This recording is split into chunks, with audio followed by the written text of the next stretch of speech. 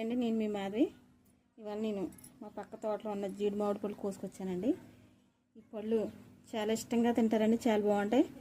ఈ క్యాన్సర్ ఉన్న వాళ్ళకి మంచిదంటండి, తింటే తగ్గుద్ది అంటండి. క్యాన్సర్ కణాలను తగ్గిస్తుంది అంటండి, కొలెస్ట్రాల్ కూడా తగ్గిస్తుంది అంటండి. ఇది ఎండిపిక్క అండి. ఇది తీస్తే మనకి పప్పు వస్తుందండి. ఇది పచ్చిపిక్క అండి. ఇది తీసుకొని చక్కగా మటన్లో వేసుకొని వండుకుంటే చాలా బాగుంటుందండి.